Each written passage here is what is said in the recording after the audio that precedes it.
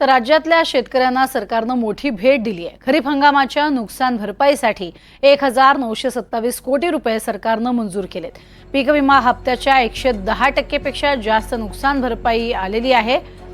त्या ठिकाणी 110%पर्यंत विमा कंपनी नुकसान भरपाई देतं। यापुढील नुकसान भरपाई राज्य सरकार देतं। ही रक्कम तातडीनं शेतकऱ्यांच्या खात्यात जमा होईल।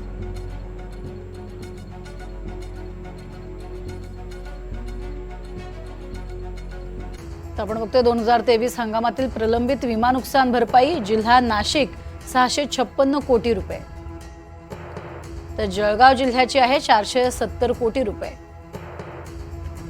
अहमदनगर जिल्ह्याची आहे 713 कोटी रुपये, तर सोलापूर जिल्ह्याची आहे 2,66,00,000 रुपये, सातारा जिल्ह्याची 27,73,00,000 रुपये,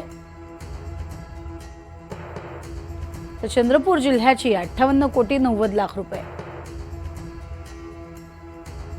2023 हंगामातली ही प्रलंबित विमा नुकसान भरपाई आपण पाहिली नाहीये। परवा दिवशी काल शेतकऱ्यांच्या करता 2,500 कोटी रुपये सोडलेले आहेत कापूस आणि सोयाबीनच्या संदर्भातले। इतर पण वेगवेगळ्या जे पैसे त्या ठिकाणी सोडणं चालूच आहे। पण 1 रुपयामध्ये पीक विमा उतरवलेला त्या पीक विम्याच्या संदर्भात स्वतः कृषी मंत्री शिवराजसिंह चव्हाण साहेबांनी लक्ष घातलेलं आहे। धनंजय मुंडे त्याचा पाठपुरावा करतोय। शिवाय सगळ्यांचे पंचनामे करण्याच्या सूचना मुख्यमंत्र्यांनी, दोन्ही उपमुख्यमंत्र्यांनी, सरकारने दिलेल्या आहेत, कृषी मंत्र्यांनी दिलेल्या आहेत। मदत पुनर्वसन विभागाला पण सांगितलेलं आहे की NDRF SDRFच्या नॉर्म्स प्रमाणे ह्या सगळ्या गोष्टी तातडीनं झाल्या पाहिजेत आणि त्या प्रकारे ते काम चाललेलं आहे। जर कुठं आता कालच्या कॅबिनेटलाच आम्ही 2,500 कोटी रुपये अकाउंटला पण जमा झाले। काही ठिकाणी KYCचा काही प्रश्न येतोय असं मला काल इथं काहींनी सांगितलेलं।